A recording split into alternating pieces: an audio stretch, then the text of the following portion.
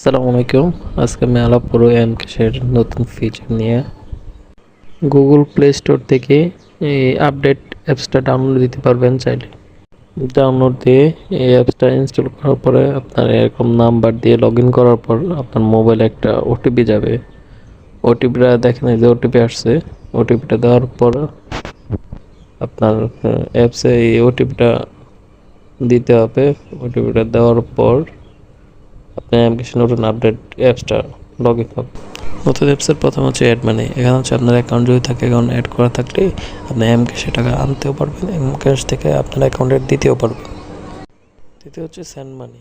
Send money আপনার অ্যাকাউন্টে অন্য কেউ এমক্যাশের অ্যাকাউন্টে যদি টাকা ট্রান্সফার করে দেন তখন এটা দিতে পারবেন। তৃতীয় হচ্ছে সেন্ড টু আপিবিল অ্যাকাউন্ট।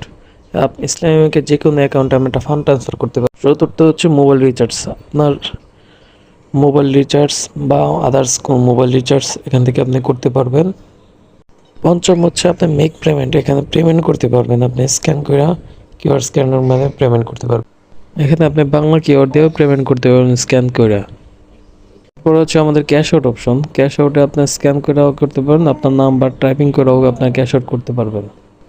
এখানে হচ্ছে মোর ফ্যাসিলিটিস। এখানে হচ্ছে আপনার লিমিট কত, ট্রানজ্যাকশন চার্জ কত, বিভিন্ন আদার যে চার্জগুলো আছে এই চার্জগুলো এখানে আপনি দেখতে পারবেন। যে আপনার ক্যাশ আউট করলে কত চার্জ, ট্রান্সফার করলে কত চার্জ, আইবিএল অ্যাকাউন্টে কত চার্জ, পেমেন্ট করলে কত কী কেমনি কী আপনার চার্জ কাটবে, আপনার হচ্ছে ক্যাশ আউটে আপনার রেমিটেন্স নিলে কত টাকা চার্জ কাটবে, আদার স্যালারি অ্যাকাউন্টে কত টাকা চার্জ, এখানে টোটাল ডিটেলসটা আপনার চার্টটা এখানে দেওয়া আছে। এখানে আরেকটা অপশন আছে যেটা হচ্ছে আপনার নিজের কিউআর কোড। আপনার নিজের কিউআর কোড দিয়ে অন্য ট্রান্সফার করতে চাইলে এই আপনার কিউআর স্ক্যান করে ট্রান্সফার করতে পারবে, এই সুযোগটা আছে। ধন্যবাদ এতক্ষণ সাথে থাকার জন্য।